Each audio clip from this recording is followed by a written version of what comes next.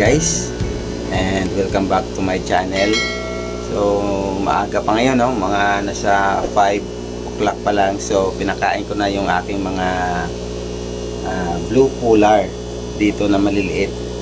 Nakain ko na sila, and medyo mahiyain pa sila ngayon, no? Kasi bago ko lang to sila na lipat galing sa ref tub. Nilipat ko sila dito para mapakita ko sa inyo and para maalagaan ko sila ng mabuti. Ito sila, yung mga blue polar. Ayan, dami nila. Kailang medyo nahiya pa sila. Ayan, dami ng pagkain inagay ko. So ubusin talaga nila yan. Maya, ayan, ang daming pagkain. Ayan, sa sobrang dami nila, ubusin talaga nila yan. So itong mga blue polar, madali lang to sila alagaan. Paka-hardy yan nila, no? Hindi masyado masilan. So madali lang to i-keep ang mga blue polar. Ito guys, ito na yung aking blue polar na pair na nag-start na mag-lay ng eggs. So ito, nasa 4 days na. Probably mga by 7 days ito mag-start na to ma-hatch ang mga eggs.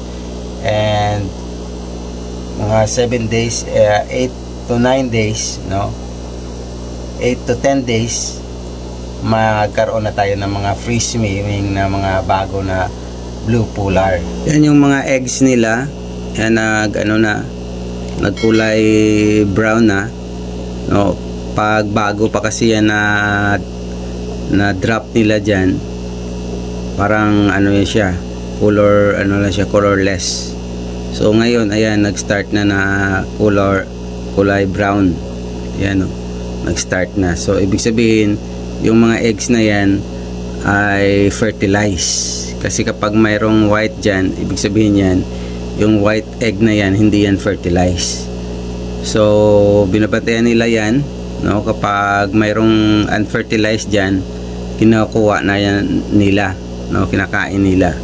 And ang tinitira lang nila yung mga fertilized eggs lang. Kasi kapag mayroong unfertilized dyan, pwede mahawa yung mga fertilized sa unfertilized. So binabantayan talaga nila yan.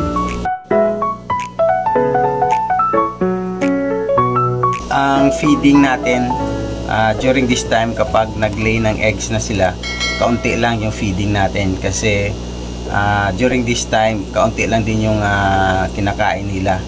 Most of the time, nakabantay sila sa eggs. So yung kinakain nila kaunti lang. So kung maraming malagay natin, magkaroon ng hindi nila kakainin lahat. So yung mga pagkain dyan, pwede magpalabo ng tubig. So dapat during this time, magpakain tayo, kaunti lang talaga ipakain natin. Yan yung mga pellets, ayan, sa sahig nakain ko. So bantayan rin natin yan, no? Kasi mapansin nyo rin yan, kapag hindi nila kinain yung mga pagkain na yan, magkaroon yan ng fungus yung mga pagkain.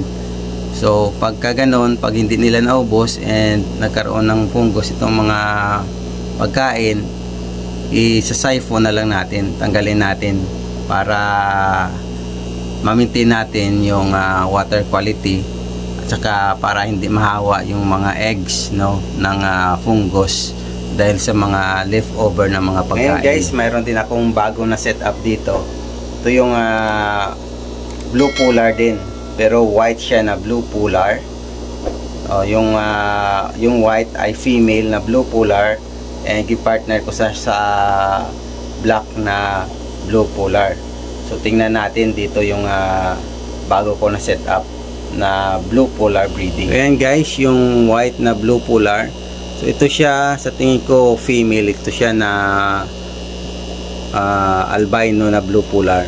Kasi tingnan mo yung tiyan niya, sobrang laki, no? So sa tingin ko ito siya ay female.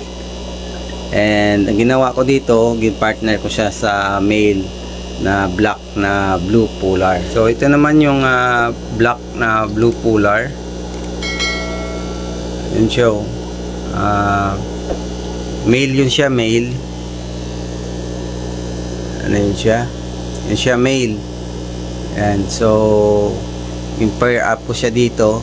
Hopefully na mag-start to mag-mate sila. No? And mag-start to mag-lay ng eggs kasi sayang. Sobrang laki na ng tiyan niya. Sa tingin ko, puno na yan ng eggs. Matagal ko na kasi tinatago yan. And hindi pa yan siya naka-try na mag-breed. Last time, gin-pair up ko yan siya. Pero nangyari, pinatay niya. So, siguro nalagay ko female din. So, pinatay niya. So, ngayon, ito, gin-try ko siya lagyan ng male. And hopefully, no, ano to sila, magkaintindihan na dalawa at mag-start mag-pair and mag-start sila mag-lay ng eggs.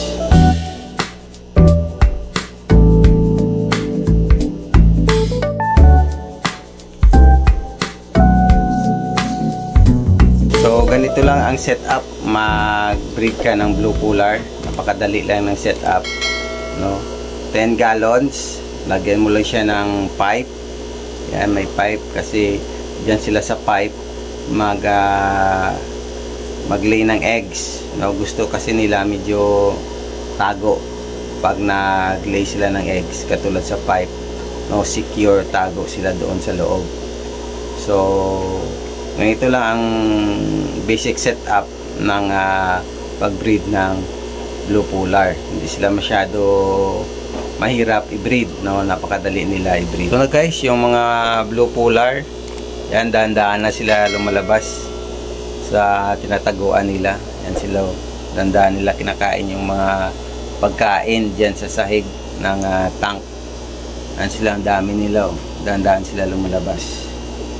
Yan, so mostly na mga maliliit dyan, yun yung mga female, and mostly dyan ang mga malalaki-laki na, yun yung mga males.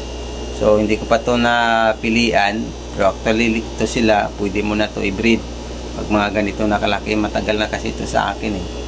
So nahayaan ko lang, pinapadami ko lang sila dyan. So ayan guys, sana nagustuhan nyo ang video na to, and kung bago ka pa lang sa channel ko, don't forget to click the subscribe button and click the bell button para ma-notify ka sa pinakabagong videos ko. Once again, thank you so much for watching and see you on my next video.